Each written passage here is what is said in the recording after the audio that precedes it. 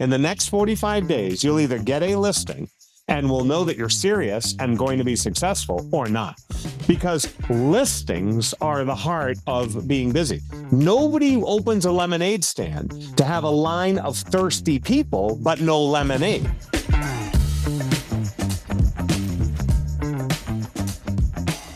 Welcome back, everyone, to Life at 10 Tenths, where we inspire people to live at the pinnacle of their ability and purpose. And always, I'm Matt. I'm joined by my great friend, Garrett. Garrett, good morning. How are you, sir? I'm doing wonderful today, Matt. Thank you so much. Fantastic. And thank you guys for joining us. If you want to learn more about our community at Life at 10 Tenths, just head over to lifeat10tenths.com. You can learn all about that there and also find a link to our YouTube.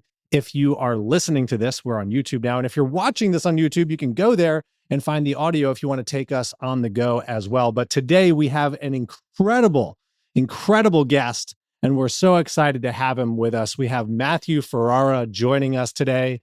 If you don't know who he is a philosopher and thought leader, primarily in the real estate industry, and he's worked with incredible brands from leading real estate companies of the world to Anywhere to Sotheby's International Real Estate to Engel and Völkers. You could just put on the entire list. He wrote leadership programs for Leading RE, programs that I almost had the opportunity to actually participate in before I made the transition from managing a brokerage to doing coaching with Garrett. But Matthew, thank you for joining us. Good morning to you. Good morning, gentlemen. Glad to be here. Thanks for having me on. Matthew, I love your energy, man. We shared a stage a handful of years back, and I walked away from it going, this dude embodies great energy. Like, there's just something that pours off of you. And when we were talking about recording and it was early in the morning, you're like, I'm in. Like, I got it. Like, we'll get this thing going. And I just want to tell you how much I appreciate that energy, and the world needs more of that energy out here. Well, thank you. I love I was thinking about the title of your entire initiative, really, your project here. And it is about being all in all the time, being at 10 tenths. So if I'm there, I'm 100% there. And even if it's early in the morning, that is going to be my mantra, is to be 100% showing up and present and giving that bit. Now, that doesn't mean that after our conversation today, I might need a nap. I'm notorious for being asleep on the plane before it takes off because I've given all at the office, if you will. And by the time I get on the plane, I'm zonked out. But it's okay. I'm happy to fully be here. I love it. I appreciate your time sharing this with us today. We're going to have some fun. This is going to be great. And, on that energy point too, Matthew, always inspiring is a tagline that you have. Speaking of being at 10 tenths, being at a 10 tenths level of inspiring others to be at their best is something that you've committed to for years. And so tell us a little bit about how Always Inspiring developed, the philosopher title as well. A lot of people hear philosopher, they think, all those old dead Greek and Roman people back in the day, right? But that's not really what philosophy is necessarily about today. So share a little bit with us about how Always Inspiring developed for you. Sure. Well, interestingly enough, Always Inspiring came about due to a client, actually. Many things in my career have come about because my clients see things and tell me, they give me a push. Like they say, hey, look at that, go do more of that, etc. So I've been very fortunate to have clients who have had my back. In fact, my mentor for 23 years was a client. I actually had a client who also said, let me, teach you the ropes. And with Always Inspiring, that kind of happened the same way. I think I was having a conversation in a Facebook group or something along the lines of, well, I don't have a logo, I don't have a byline or a slogan, I don't do marketing in the traditional sense of like going out there with advertisements. And so I put out there like, what are other people doing to figure out how they want to encapsulate what they do? And so, people were giving me different recommendations. And one of them was, go read some of your comments, go read some of your thank you notes, go read some of your testimonials. And I thought, this is fantastically great advice. In fact, I now teach that advice. I say to people, if you really want to know why people pay you, why they hire you, why they want to spend time with you. Read your thank you notes. And as I was reading through a bunch of Facebook comments and thank you notes, etc., emails, I just kept seeing over and over again, thank you for inspiring us. You were an inspiration. Your energy is and so inspirational, etc. And I thought to myself, okay, I don't have to be hit over the head. I might be slow, but I'm not dumb, right? And so, anyways, as I was thinking about inspiring, I thought, I really need to put a stake in the ground here. So I added the word always to it. And I didn't do it as a classic hashtag. I wasn't thinking about making it a hashtag for Instagram or Facebook. I just did it as a sort of mantra, if you will. And by adding the always to it, something really interesting happened, which was I immediately had a sort of what I call a mental chiropractic moment. And the chiropractor puts your back in line and you feel so good. Well, mentally, it happened to me as well. And within an hour, I had closed my Twitter account because I recognized that I could not go on Twitter and engage in the way Twitter wants you to engage, the sort of sarcastic, quick, biting environment, if you will. And I realized that's not inspiring. I can't be that person and be always inspiring. And so immediately everything changed. I stopped posting about, problems when traveling, canceled flights, bad weather, bad hotels, bad food. All of a sudden, everything got into alignment. And so what happened in search of trying to describe what I do is that I was actually able to create an antenna, an attenuator, if you will, for all of my work. And as soon as I started adding always inspiring to everything, it changed the nature of what I wrote about, what I spoke about, how I engaged online. My advertising, if you will, really became moments of time well spent inspiration with people.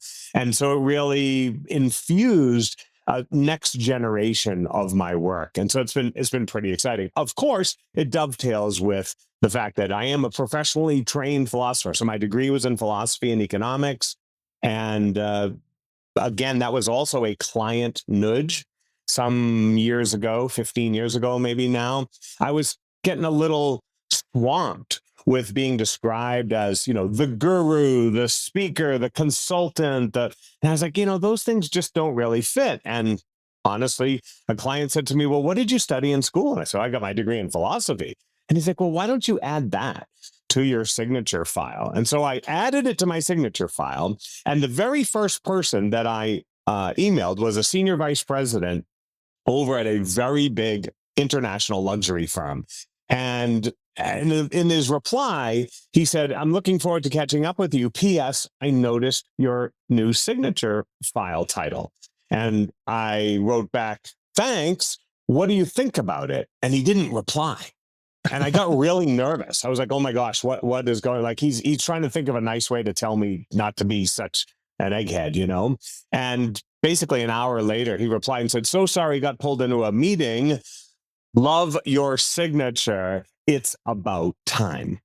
And it was almost as if, again, people had realized I've been practicing philosophy, practicing mindset and vision of the world and way of learning and acting and ethics in the world in my business, that it just made sense at that point to add the title. And so anyways, a couple of these things that have happened in my career really are just because I have great clients and I have people who are more friends than clients at first. And then as a result, they've helped me grow in ways that have been far more than just my revenue line. Matthew, it's really interesting that you went back into your comments and your feedback you're getting from your people to figure out what your message really is. Because I'm sitting here thinking about, I have a box. It's behind me over here of like all the handwritten notes that have been sent my way over the years. And in figuring out who I am, I think we're always trying to figure out who we are. We're always trying to figure out, okay, what do I stand for and what am I all about? And I've never thought about sitting down and just pulling out the keywords that are in those notes and in these messages that we get from people all the time. And I think you look at there you go. You look at the average, realtor out there we work with, leader that we work with out there. And in figuring out who they are and what they stand for, it's like the information's right in front of you. It's like, stop trying to go out and go big. Like it's right here sitting in front of you. If you look, just open your eyes up. Yes, this is one of the simplest but most challenging ways to figure out what you stand for. So we talk about having a value proposition to all sorts of people. You know, leaders have value propositions, organizations have value propositions, salespeople have value propositions, friends and neighbors have value propositions, but nobody really gets to the heart of what that means. And let me tell you what a value proposition isn't. It isn't a list of 111 tasks that you do to perform your job, as was recently published in a major newspaper by a major organization that clearly doesn't understand what we do in the world. But never mind that, not to be too soapboxy about it. But bottom line is, what you do is not your value proposition. That's just your function. That's just the task. That's ante for showing up. To get into the game, you got to do certain things.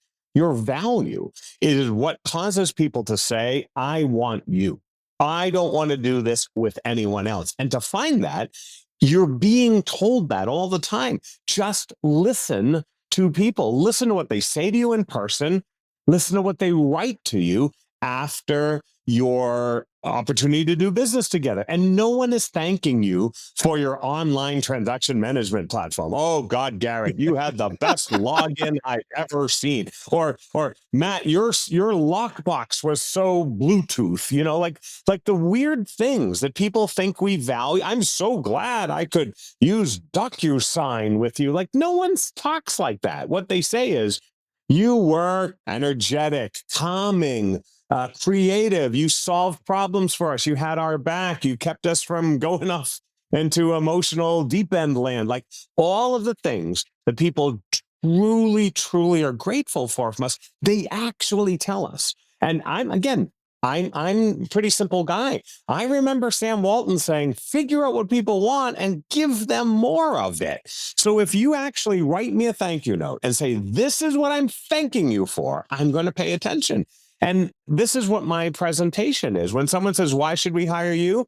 I talk about what's in my thank you notes. I do not talk about do you think I show up and say, I'm going to use the best PowerPoint you've ever seen. My clicker is so long distance, I could use it 100 feet away. My cameras are 45 megapixels. Nobody is hiring me for those things. They're hiring me for that time well spent, and they're telling me what to do. And if I'm a manager, if I'm an owner, if I'm a salesperson, that's what people are attracted to. They're not attracted to your cost. They're not attracted to your functions. I never asked my doctor what kind of needles he was about to use. I wanted instead to meet with someone who said, Matt, don't worry about this. We've got it. I'll see you in an hour. And of course, you know, that's really the ultimate benefit of deciding to ally with someone, deciding to connect with someone, deciding to have them go on a journey with you, which is what really happens when you hire them. So I have one more question around this real quick, because obviously you realized Twitter was not your approach. You're like, that one's got to go. The minute you got clear on this, which I think, you know, this is why I think it's so important that we kind of dive into this a little bit, because so many people don't understand what they stand for, and they don't understand what their message is, and they're trying to do it all. They're trying just to splash all over the place. What was your platform that you said, I need to lean into this one the most? Do you have one that you're like, this is the one that really works for my personality and who I am and what I stand for? Absolutely. For me, when I left Twitter and I left the short form, quick snip approach, it actually created bandwidth in my brain to do what I'm really good at, which is I cannot answer a question quickly, as you know, you've already heard it. And so for me, it was Facebook. I use Facebook in the complete opposite way that anyone uses Facebook. I write 1,500 word posts in Facebook 2-3 times a week that get hundreds of likes and shares and comments. So I used it as a microblogging platform, if you will, but not micro in terms of 140 characters or now 280 characters. I use it in terms of like 1,000 words. And people said to me, no one will ever read that. And I said, there's no evidence of that. There's no evidence that people have a short attention span. They're going to listen to an hour of us talking today, right? If it's good, they will listen. If it's good, they will read. If it's good, they will watch. So it's not about this sense of people's attention span. It's the question is, how good is it? How good and creative and interesting and all in is your contribution. Now, I want to be perfectly clear. I'm just going to be completely transparent. It's marketing. Don't let anyone fool you. What I do when I write on Facebook is marketing, but I'm not marketing saying, hire me. I'm the biggest. I'm the best. Move over sliced bread. I know more than someone else. I got more trophies than other people. I show up and say, what do you need today? What bucket is empty and what can I fill? And I use it to tell a little story and then use that story to describe what I learned from my experience. And maybe that'll help you too. And again, if I do my job, if I actually do my job and make you a little better, inspire you a little bit, then I've proven my worth.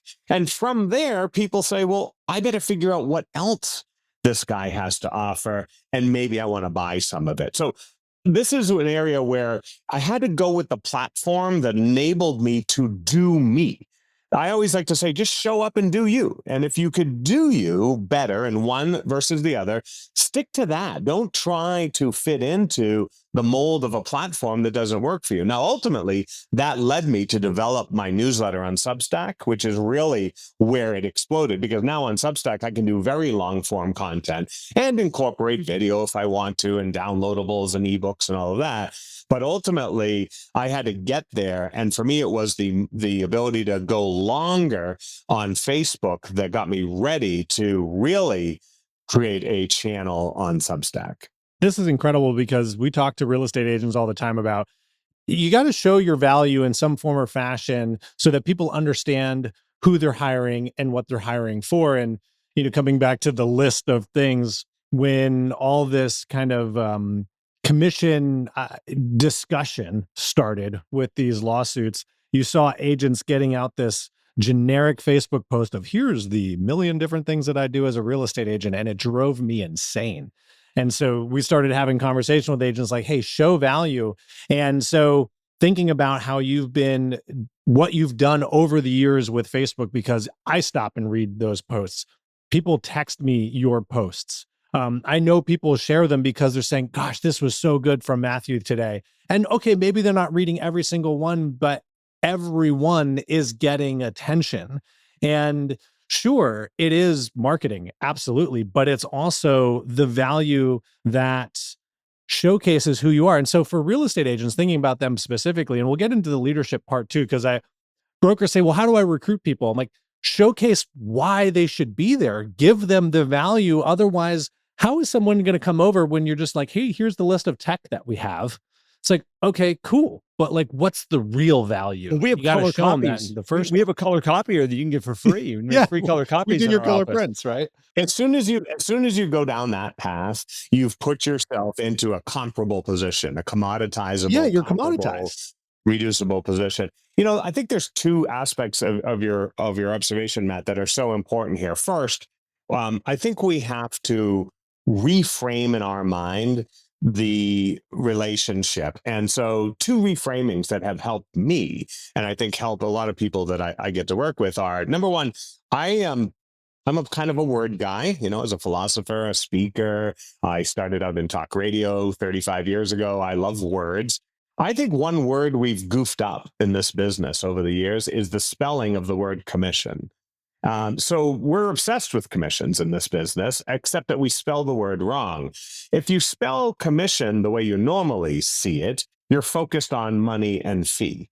But if you hyphenate it to commission, it totally changes what you're doing. I want you to think about this. I'm not here to earn a commission from a client. I'm here to go on a co-mission with someone who's experienced something in their lives that they need a guide, a friend, a helper, someone who's at the right place at the right time. Imagine now what you're doing is you're showing up. You're like SEAL Team 6. You're like Gandalf the Grey showing up and going on a co-mission with someone who's trying to do something amazing in their lives. By the way, this works for leaders as well. Managers who are recruiting, if they show up and start talking about commissions, they're in trouble because they're talking about money and someone else will always pretend to have more or some better scheme. On the other hand, if they say, hey, let's go on a co-mission together, why don't you tell me your dreams? I will now align myself with your dreams, and together we will achieve the mission of attaining your dreams. That person is going to want to not only join, but never leave. So I think that there's been a bit of a mistake in this business, which is we've been so obsessed about the fee that we have forgotten that people don't act to do something difficult. Real estate is doing something difficult in your life. You're uprooting everything and you're replanting everything and you're hoping that the plant grows healthier as a result. But anyone who's ever, I have a garden, so if you've ever transplanted something, you know how difficult it is sometimes to transplant and maintain the health of your tomatoes. So the bottom line is, when someone does that to their life, they're not doing it because of the money. They're not doing it because of the room dimensions or number of sinks in the bathroom. They're doing it because that move will help them become 2.0, 3.0, 4.0, the next version of themselves. That's a big mission to go on. I'm going to show up and go on a co-mission with you. Now, if you do that, what happens is, you change the game of how you market. I'm not trying to market to cause commissions to happen. I'm marketing to be on a constant commission with the people who matter in my life. In fact, I look at getting paid as the summation of everything I've been doing with them for the past 10 years. So when I get paid, it's like the periodic catching up of the books of the balance, if you will. It's like they're catching up on their debt. They're paying me once every 7 to 10 years for what I've been doing with them, not to them, for the past 5 to 10 years, which is making them better people every day, whether it's how to live in their home better or how to prepare to move to their next home, whatever it is, I'm pouring into their lives. You see how if you reframe these two things, then you can't do marketing that just talks about your tasks and interest rates and market fluctuations, because that's not helping people live their lives. That's not something they need on their mission. You pour into their lives, and every so often they catch up on the balance by paying your commission, realizing you're the person who's been on a mission with them their whole life. Matthew, I watch people, and we've talked about this so many times as we've podcast, that we lose sight that our job is the entire time that we're working with somebody as they are a homeowner and or wanting to go into being a homeowner if you're in real estate. And I think this is in a lot of industries. We look at the job at hand as, this is what I'm getting paid for. This is the moment the work started. This is the moment the work stopped, and boom, we're on. I think it's why a lot of realtors don't follow up after the sale. They don't stay in the relationship with the people because they're moving on, looking for the next commission. I hope there are people right now that are pulling up their master documents of their listing presentations and their buyer presentations, and they're just hyphenating, just little hyphen in that one. We're going to hyphen that one, because it also creates an incredible conversation with the client when they see. I'm just assuming, like, if you were to see a hyphen in there, like all of a sudden it's like, why is that? Well, let's talk about that for a second. Imagine the presentation. Imagine the conversation you will have. Mr. and Mrs. Smith, I am not here to talk to you about my commission. In fact, if you want to talk about money, we're talking about the wrong thing. I am here to figure out what you're about to do in your life, what you're hoping to achieve in your life, and I am here to bring every resource I have to bear and to be your mission control, to go on that commission. You are speaking a language that is so different than any other agent who shows up. Now, let's just do that at a manager level as well. Mr. and Mrs. Agent, I want to talk to you about what you want to get out of life, because your job, your career is just a tool for what you want to get out of your life. And if it's just money, gosh, there are a whole lot better ways to make more money than real estate. Let me guarantee you, this is not it, right? So now we're talking at a different level. I have had people email me years later. I used to have a very, very large company. I used to have about 55 employees, and we ran the industry's largest call center for 10 years at the beginning of 2000 till about 2010. And I had a lot of employees over the years, and mostly they were young people who worked in the call center. And I have had people to this day continue to send me a note on LinkedIn or just say hi and always say the same thing. Thank you for everything you taught me during those formative years. Thank you for giving me a chance or giving me responsibility.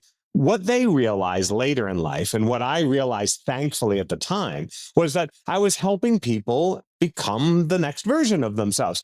The great Jim Rohn used to say this: you don't take a job for what it will give you.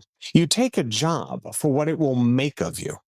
And that's true about every listing we take, and it's true about every person we recruit, and it's about every staff member that we hire and manage. And if I'm even bigger up the food chain, if I'm a franchisor, for example, or a network, every group that we welcome in, we do that because our network or our franchise or our company or our office or our relationship with an individual consumer is about changing people's lives. And when you start with that, everything shifts. And you know what?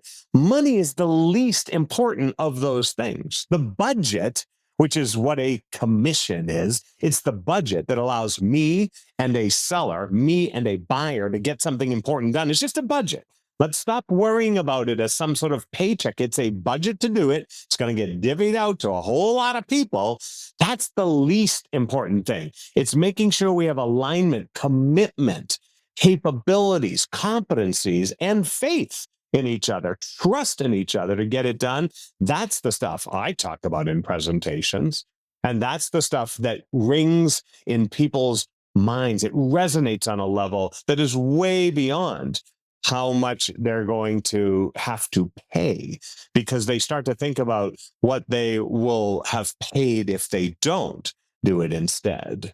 Yeah. Oh man, that is gold right there for anybody who's listening. You can go back and listen to that whole section again.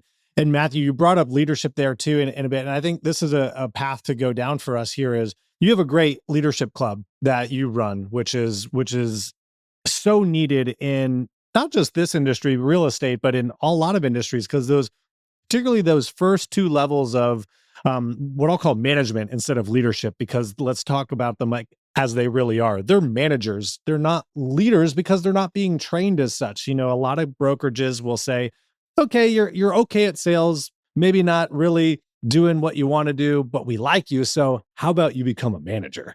And all of a sudden we have these wonderful people in management positions without leadership training. And they're saying, okay, I need to recruit people. And I'm going down and talking splits with agents. And I'm just talking about the money instead of this co-mission that we can be on. And the opportunity, particularly in a real estate brokerage, because why do most agents get into the business? They see the opportunity to have a different life. They can have a different lifestyle from a time perspective. There is the opportunity to make a lot of money. If you watch shows like $1 Million Listing or Ryan Serhant's new show, Owning Manhattan, it's like, whoa, $10 million commissions? This is insane. But if you're not aligned, so talk about, you know, what you do inside the leadership club and the opportunity you see, not just in leadership in brokerages, but also how can agents try to pull some of this leadership and inspire leadership inside their brokerages if it isn't there? It's a really important part of our business that I'm so glad you're putting attention on. And let me just start by saying, I've been doing this for 33 years. And for 33 years, most of our effort has gone into the Salesforce side of this business. Now, to some degree, rightfully so, right? The sales force is out there every day making things happen. However, sales forces of any size, doesn't matter whether you're an office of 5 or an office of 5,000, they can waste a lot of time, energy, effort, be off on the wrong track without great direction.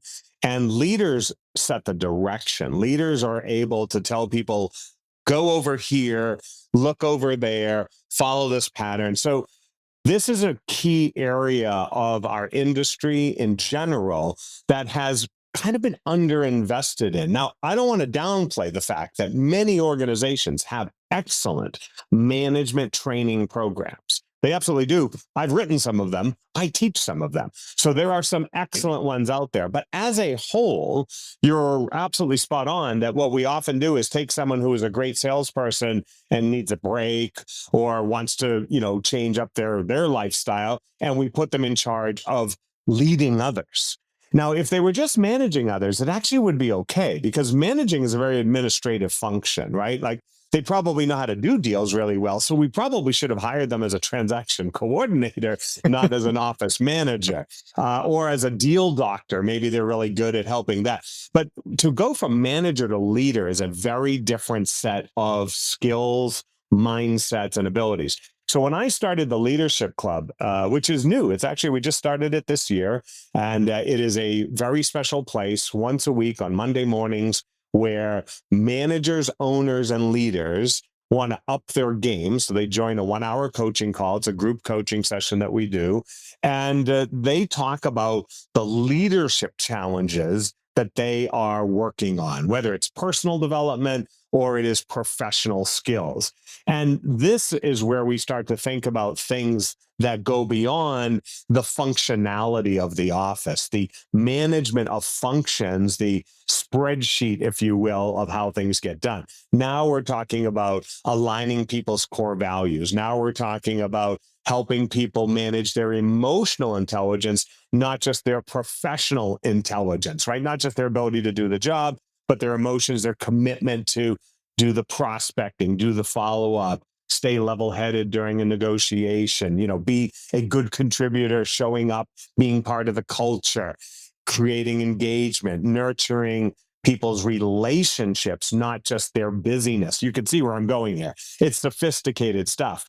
But this is so critical in our business. And I think there's 3 congruent reasons why today it's more important than ever. And let's just start with the most obvious one. Our industry is about to go through the most massive change it has gone through in 25 years. This is way bigger than the pandemic, way bigger than portals entering the business, way bigger than banks getting into the business, and all the other scares we've had over the years. We love scares in this business. We love boogeymen.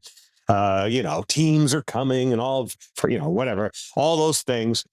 We're about to really radically alter our relationship with consumers and how we not only do our job and make money, but actually do good in our neighborhoods. We need leaders right now, not managers. We need people who can actually help people process the skills necessary, but work on their commitment and their drive and give them the direction that they need to go through radical change. So that's one reason. The second reason I think this is a big deal is simply because we're actually having a turnover in this business that's simply generational. There's just an age thing happening in our business. The average realtor is in their late 50s to begin with. The average owner and manager is older than that. And as a result, we're just seeing people who are moving into the next chapter of their lives, but that's actually removing from this business a lot of people who know how to lead. They're retiring, they're moving on, they're selling their companies, or they are, whatever they're doing, closing their companies. But there's actually a bit of a vacuum that is occurring because of the natural turnover in our business. And then last but not least, I think that there's a challenge in this business simply because the people who are in this business as leaders, there's been something weird happening in the past 5, 6, 10 years almost, which is people have been moving their job roles faster than ever. When I got into the business, my mentor had been in the business in his role for 20 years. There are people who were at the pinnacle of real estate in this business. Pam O'Connor over at Leading Real Estate Companies of the World. Alex Perillo over at Realty, Sundance, Anywhere at the time. All of these people had been in their business 20, 30, 40 years. They knew how it ran. They understood the conditions. They'd been through multiple cycles and changes and recessions and all those things. And as those people have left, other people have come into the business, but they're moving very quickly. They're only staying in a role 1 year, 2 years, maybe 3 years, and they're jumping around. And that somewhat is also destabilizing the leadership aspect of an individual company, let alone our industry as a whole. And so those 3 things are coming together. And this is why I started the Leadership Club, was because I feel as if we needed to create a deeper foundation in this business, better skills and better knowledge, but also stability. People who want to lead and aren't just using it for the stepping stone to the next thing that might, I don't know, be important to them. And I'm not saying that people shouldn't be mobile here. Don't misunderstand me. But there's something to be said about doing your job well and doing it well for a while, if you will. That to me is needed in this business more than ever. So, Matthew, I got a couple things on my mind here, and one, I'm going to go back to Days of Thunder. Do you guys remember the movie Days of Thunder? Oh, Yes. great movie. All right. So I was sitting here thinking about you're talking about this tenure of people in the business and their expertise, and how we have a lot of people that are kind of coming in and going out and moving all over the place. And I was thinking of that scene where Robert Duvall and Tom Cruise are analyzing tires. He sends them out, says, "You drive, 100 laps your way, and then you're gonna do 100 laps my way." And they sat there and they looked at these tires, and one tire shredded all the bits. And the other tire, which is Robert Duvall's way, is this perfectly good, smooth tire still. And he says, 100 laps your way, 100 laps my way. And at the end of it, he says, laps win races. Like, that's what's going to win the race, is keeping you on the track. Like, that's what we got to do here. And so, tying that back in with this expertise like that Robert Duvall brought to the game of he's massive, massive amounts of years in this racing industry, where Tom Cruise was just kind of making a splash in the pan and showing up and being like, but we can go really fast. When you look at the leadership side of this business, I watch it where sometimes people think a great coach makes a great speaker. They think a great salesperson makes a great manager. Just because you've got these skills, well, might as well just put them in this position. Great managers. Do you see? Because I think a lot of this can be trained. A lot of this can be taught. You can learn a lot, but there's also just basic human skills that we all own. Like, we can sit here and talk with you, Matthew, and we see skills in you that we're like, hey, this guy's approaching this world from a different element than a lot of other people are. Can great leadership be trained, or are there certain people that are natural leaders that need to step into these roles and be in these roles and own these roles? I hope that question's coming out the right way. Is like, can it be trained, or is it something that it needs to kind of come from inside? So the answer is truly both. So first of all, I like to just remind everyone that I am the greatest 33-year overnight success that they'll ever meet. So if they're worried about when they're going to make it big as a realtor, 33 years might be about the right time. I'm kind of at a point where I'm feel pretty confident in what I do, and I say that, a bit tongue in cheek, because so many agents I know just don't have stamina. And so many managers I know just don't have stamina. And they don't wait patiently, lather, rinse, repeat, lather, rinse, repeat.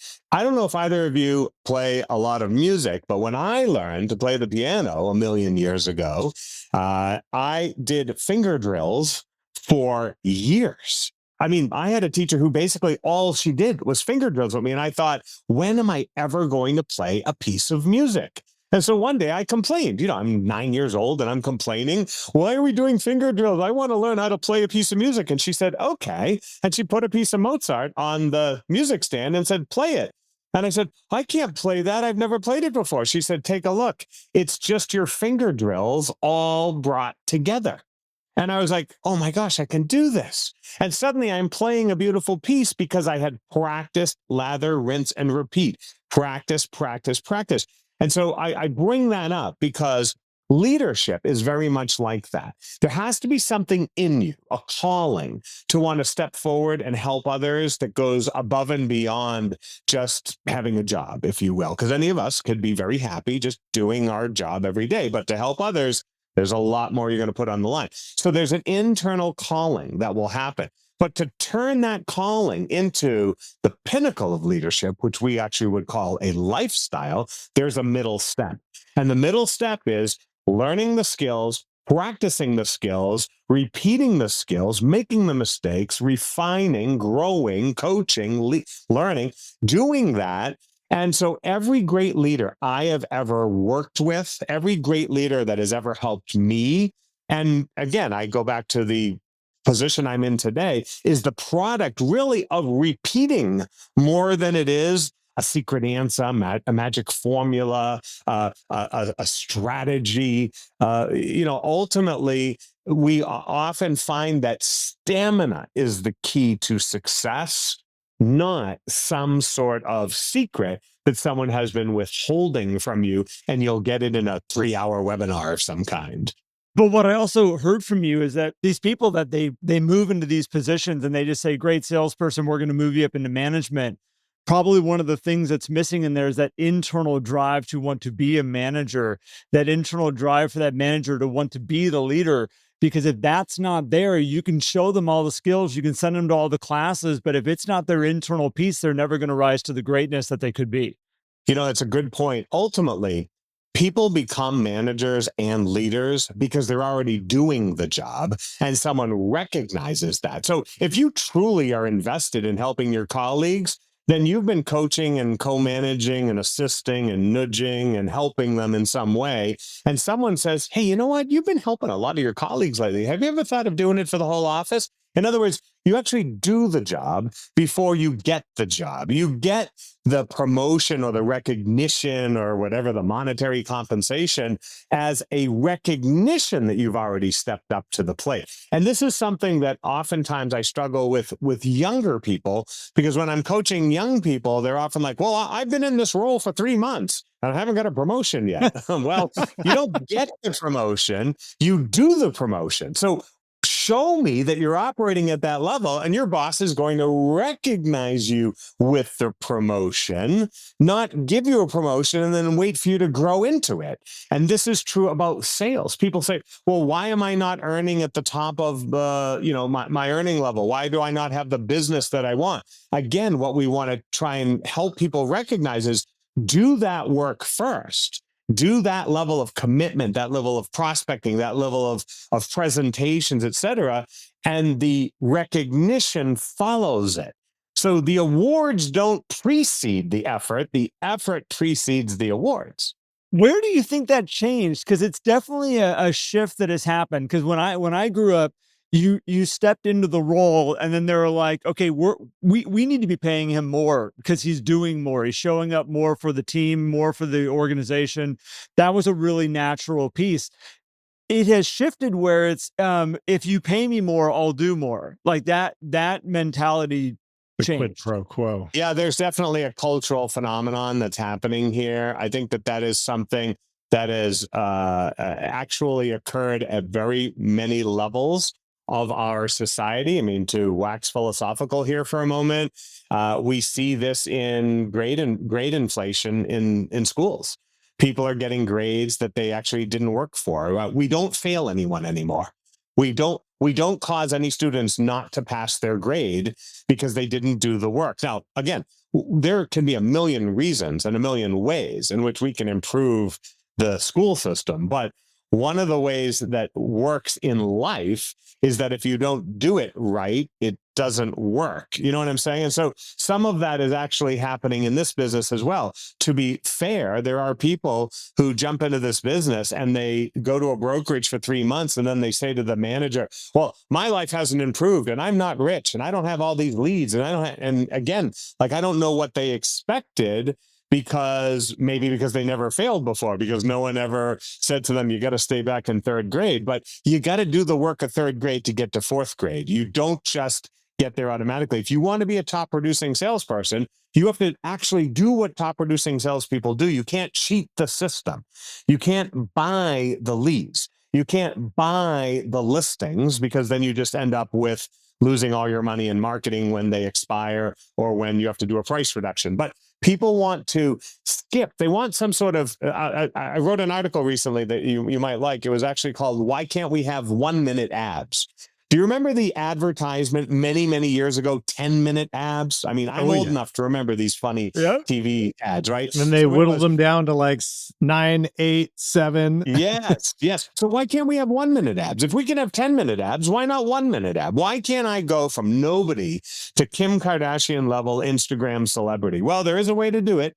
You might not like that way. So aside from talking about what you don't want to do, let's talk about what you could do to just create a little bit of progress in your life. But people are looking for these great leaps. They're looking for instant virality. Like, I don't want to go viral. Here's the funny thing, my friends. I don't know anybody after the pandemic who wants to be associated with viral. I don't want to be viral, okay? Like, it seems to be like a really bad word association in my mind. But honestly, I'm not trying to be a one-hit wonder, which is, again, also showing my age. We had one-hit wonders growing up. I want to be the people who wrote album after album after album after album and had these wonderful musician careers, these bands that lasted 30 years, as opposed to the topping of the chart once, made a lot of money, and then they really didn't go anywhere after that. That's unfortunate for them. It's also why people burn out in this business. Let me tell you, let's just talk about real estate specifically for one split second here. Here's something that breaks my heart in this business, is that we tell people to come into this business and just work with buyers. Oh, come on in, get your license, go do some open houses, go drive some buyers around. It won't cost you anything. It's cheap to get into the business this way. This is the most awful thing we have ever done to entrepreneurs. And look, maybe I could take some responsibility for it. I don't know. I mean, I used to say those things. Oh, just bring people in and get them rolling. What we should be saying to people is this: welcome to real estate. Here's what needs to happen to you. In the next 45 days, two things are going to be decided. A, whether you're serious about this business. B, whether you're going to be successful in this business. And the only way we can decide that is whether or not you get a listing. In the next 45 days, you'll either get a listing and we'll know that you're serious and going to be successful, or not. Because listings are the heart of being busy. Nobody opens a lemonade stand to have a line of thirsty people, but no lemonade. You have to open the lemonade stand and own the lemonade. Okay. So this is what we've been doing in this business, is we've been sending people off onto easy street when we recruit them in. Oh yeah, just work some open houses. You'll get some buyers. Oh yeah, we'll give you some leads, and those buyers will magically come in from the internet, and you can drive them around until they buy or you die, one or the other. I don't know which one it's going to be, but heard that we've been burning people out, right? I want brokers to say, Matt, come on in. In 45 days, you're either going to have a listing, or we're not the right company for you, or you're not serious. But we're going to figure this out, and you're not going to spend more than 6 weeks burning through your savings, your energy, your mindset, your self-confidence, your self-esteem. I'm not going to destroy all those things in you. I'm either going to build them, and you're going to go great places, or maybe this was a good try. You gave it the college try, but there's something else for you in life. That's what we need to do, but it can only be done by doing the hard work of this business. And frankly, that means getting a listing. Yeah. Well, and being outrageously honest as a manager and leader, right? I mean, right now, the recruitment process is, hey, come on in. What are your goals? Oh, we can totally help you achieve that. Oh, you want to work, 5 hours a week and make $5 million a year? We can do that. It's like, there are some things that really aren't going to be done right up front, and being honest and saying, hey, this is a hard business. And if you're willing to put in the effort, boy, can you achieve really great things. But if you're not willing to put in the effort, and effort is not correlated directly to time, by the way. A lot of people say, oh, now I got to work a lot of hours. And if you're young and you have that time, use it. If you have a family and you don't have that time, great. Work hard when you can work hard, but don't, tell yourself the lie of well, I can just kind of just dabble and all of a sudden become an overnight success, because it's not going to happen. And so, I mean, have you seen this in the companies that you work with, Matthew, that the honesty that, and not we're not talking about lying to people, but being honest about what people are getting into, is that part of the reason why we've lost this level of leadership in the industry? So as a philosopher, I would say what you're talking about is ethics here. And I think that the most ethical companies that I work with are the ones who are transparent. They're open, honest, and transparent with existing recruits, people that they recruit from other companies, and new recruits. They're open, honest, and ethical. This is not a difficult business, but it is a hard business, right? So Yes. I just want to clarify that, right? We could teach you everything you need to know, but it's got a lot of hard work involved in it. Now I'm blessed. Okay. I happen to have a client base that really I would consider some of the most ethical, honest, transparent, and leading organizations in this business. These are brokers who understand that, and they've seen all the quick fixes, all the here today, gone tomorrows. Listen, you guys have seen this. How many companies got into our business 3, 5, 10 years ago, and they were like Khrushchev pounding their shoe on the podium? There's a weird reference for you, but we will bury you. Our model is better than anyone else's. You guys are doomed. And where are they today? Right? They're gone. They're all gone. All of these quick fix companies, these companies, that were going to blow up the model, disrupt everything, but they attract a lot of attention. Now, let's be honest. Let's just go back here for a second. And I'm not an anthropologist, but we're naturally prone to want to conserve energy, right? Like that's how we've been designed as creatures over millions of years. Don't use too much sugar, right? So your brain wants to conserve effort. So if someone says, here's a shortcut, you're going to pay attention to that. Unfortunately, there are shortcuts that work in life and there are shortcuts that don't work in life. And in this business, there are a lot of people who have shown up over the years and have sold a lot of shortcut snake oil. And it has ruined a lot of careers, and it has ruined a lot of savings. It has ruined a lot of families, it has ruined a lot of effort, and it's ruined a lot of good companies. So I consider this to be a question of ethics. The best leaders in this business say, we can and know how to make you successful, but it's not going to be an instantaneous overnight success.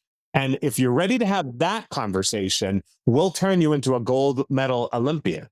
But if you think you're going to go from nowhere to the gold platform in, 1 year, then it is best for me to say to you, it is ethical for me to say to you, at the very least, I'm not the person for you. And I think maybe you should reevaluate everything. So Matthew, you started that off with, I am blessed to work with ethical leaders, ethical people, like all this. And I think that when you are a leader yourself, and I realize this in companies that I've built and things that I've done, is that we attract in like for like people. A lot of people say, how in the world did you build a team of this incredible group of people? And I'm like, well, we attract in like for like. You've attracted in like for like. And I think that a lot of people complain about the type of agents they attract in, the quality of the people that they're getting to come to their organization and how they can rely on them and what they can expect from them. And all the like, I wish they would show up. I wish they would. That's like, you might want to start from the top down. Take a look at yourself first. What are you emulating out there? What are people being attracted to? And you'll probably get more of it, but you better define yourself first. One of my favorite clients once said in a workshop what we were doing, she said, let me remind you that the fish stinks from the head. And I never forgot that phrase. Okay. The fish stinks from the head. And I want to be honest here. I have nobody in mind when I say this, but there are organizations that stink. And we know this all around us because now when I say the head, I'm not picking on a person. The model is broken. And what I mean by that is simply this. If you're not attracting hardworking people, it's not because you aren't necessarily talking to people. It's that your model actually is like a magnet. It will bring forth the kind of people that will fit the model. So there are people out there who will hire anybody, who will recruit anybody because they don't have a clear sense of their values. They don't have a clear sense of their organization's mission. They don't have a clear sense of their organization's vision. They don't have those things in place first. Listen, we started an hour ago talking about how does someone with a degree in philosophy get into this business? That's philosophy, my friends. Philosophy is my strategy, and my strategy is my values. That's who I am, my vision, who I wish to become, and my mission, what I want to do in the world. That's philosophy. And so if I want to attract better people, I better go check in with my values, vision, and mission to then say what kind of people want to go on a co-mission with me. And that's who I need to be talking to. And if I say this to clients, and I say this to agents as well. Agents say to me all the time, gosh, I really need better clients. I say, do you have some clients you don't like? And they say, yeah. And I say, guess whose fault that is? And they say, yeah. Whose? I say, yours. I say, I love you, but if you put out a sign that says, come one, come all, I'll help anyone. Well, when anyone shows up, don't complain. Now, that doesn't mean that people are bad. It just means that if you want people who want to pay a certain amount or work in a certain way or have values of a certain kind, you need to actually put the call out for those people. And other people will self-select out. Listen, markets are complicated. There's a buyer for every product out there, but the buyer who shows up for a Mercedes-Benz is a different buyer than the one who shows up for a Honda Accord. And they're both lovely, wonderful people, but they have different needs, different values, different wherewithal. And if you are a Mercedes-Benz dealer and you are accidentally finding a lot of Honda Accord purchasers on your lot, it's not the customer's fault. It's that you've been sending out the wrong signal. You need to go check in with your values, your vision, and your mission, and how those appear in your marketing, in your recruiting, and even in the way you work. Your model itself is the greatest recruiting tool you have, and how your model works determines who will come work for you. It's that simple. No. So having this clarity, I mean, this ties right into where we started with agents and how they're putting out these lists, is getting really clear on your values, your mission, because that's going to help you attract the best clients. And when I say best, I mean the best fit for you. There's no ideal best client out there that everybody's trying to get. Everybody's trying to get their own best client, which is, so that ties in really nicely. Matt, it's funny you say that, because I get calls all the time, and knock wood, I love all the calls. I will talk to everybody, but I get calls all the time and they say, "Hey, Matty, we want you to come do a program for us on blah, blah, blah." And I'll say, "Oh my gosh, that's just not my topic. It's not, I could do it, and I have some knowledge in that area, but I'm not passionate about it. And I don't think I would truly resonate in that area. Let me recommend you someone." And they say, "Yeah, but we're going to pay you a lot of money. There's a big budget for this. Come do the work. We love you." And I go, "Yeah, it's not for me, but no, it's a big budget, a lot of money." And I say to them the same thing over and over again. Making money is easy. Doing the right work, that's hard. That's hard, right? And someone in my life over the years, like everyone who's listening to us today, we've all had moments where life asks you to check in. We've had health scares. We've had changes in our careers. We've had things that have happened that say, check in with what matters. I'll tell you what doesn't matter. My bank balance doesn't matter. Making money is easy. I can do that. I will find a way to always pay my bills and maybe have a little extra to be able to enjoy life and give back. But doing the work where I resonate, where I know that I've given my all and can look back at the end of the day and said, I did a little good in the world. I did a little good, even if it's just for one person, even if it's just the littlest contribution I could make. I don't have to change the world. I don't have to set it on fire. I don't have to be popular. I don't have to be on the tip of everyone's tongues, but I did a little good today. That's hard. But when you start playing that game, here's the funny thing. The work follows. The work seeks you out. The clients seek you out. And frankly, the revenue seeks you out as well. Making money will become easier once you start doing the right work. You got to know what the right work is, though, and what you're focusing on and where you want to go, because that's how you know how to say yes and no to the right things, just like you just said.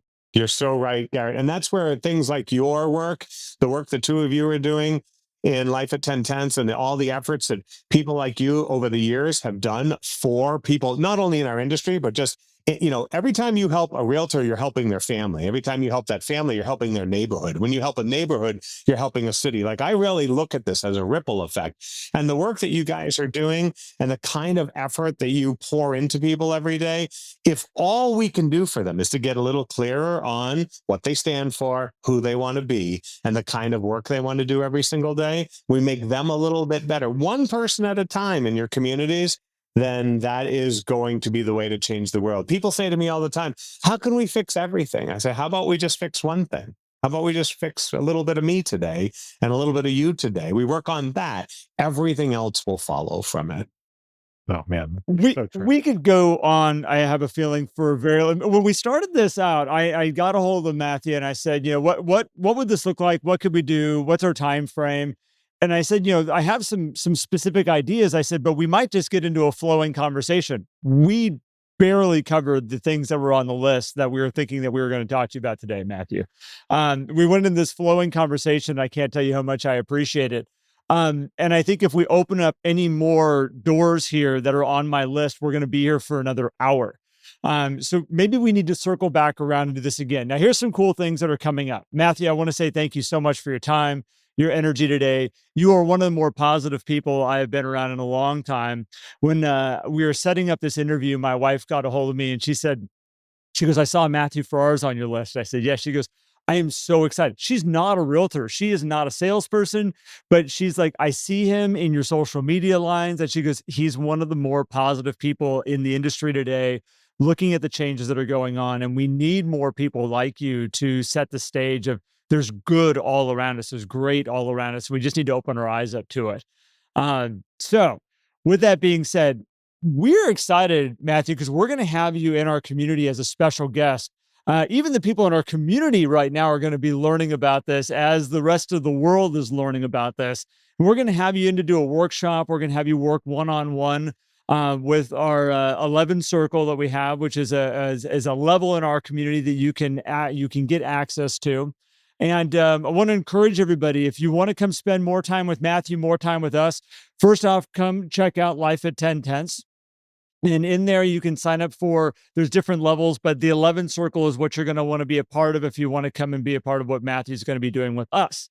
And Matthew, is there anything else you want to add in here as we kind of wrap this session up? Because it's been great spending time with you. I knew it was going to be great, though. I've so enjoyed this conversation. I'm grateful for you to have invited me to this. And I think I want to wrap up by basically expressing that how grateful I am, not just for being on the show with you here today, but for the effort that the two of you are making. I am often asked to, make contributions, and I don't accept them all. I try to, align myself and resonate with those groups or individuals who essentially are doing good work, but have their hearts in the right place. Gentlemen, that's the two of you. So I'm super thrilled to have been part of the conversation today, but I'm quite grateful for the work that you are doing with your community and with your podcast and with your online education and the coaching that you've done over the years. Thank you, because together, I think, we can help be some of the leaders that our industry needs at a time like this, and make sure that it continues to thrive. So I wanted to express a little gratitude to the both of you. Well, thank you, Matthew. So appreciate you sharing that. I mean, very, very humbled to hear you say that. And gosh, I'm so excited that you came on and very grateful for that. And where can people find you too? If they don't follow you on Facebook, not on Twitter, what's the best place for them to go and find you? Yeah, not on Twitter. I guess the best way, I would just encourage people to join my newsletter, to get, you get a free newsletter. There are upgrades, everybody has upgrades these days, but basically if they go to Always Inspiring on Substack, it's really easy. It's mferrara.substack.com. And I'm not hard to find.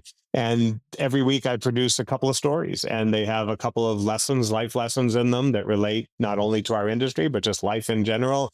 And hopefully it's a way to continue to get a little inspiration on a regular basis from me. And then if they are a leader or if they're a manager, from there, they could jump over to the leadershipclub.substack.com. That's where they can check out the leadership Monday morning calls and other content that's available to them. And you spend most of your time and energy working with leaders. That is your number one passion, right? Yes. I mean, even the salespeople that I work with are really the leaders in their field, the top salespeople in their organizations or in their marketplaces. So yeah, most of my effort is with leaders. And on a regular basis, most of my classes, my year-long 6-month and my Monday morning calls are really all with organizational leaders. I'm a bit of a catalyst. My goal is to help one person get a little better, and hopefully they can help 50 or 100 or 1,000 from there. So that's where my real contribution is made. We have a similar philosophy on this, so I'll have to dive deeper at some point. But Matthew, again, I want to say thank you to you. Matt, thank you to you as always. And we will be back with more. If you guys want to tune into what we're up to, again, go to Life at 10 Tenths. You can find us on YouTube. You can find us on your normal podcast areas. And we're grateful for all of you. Thank you so much. And we'll be back with you again soon.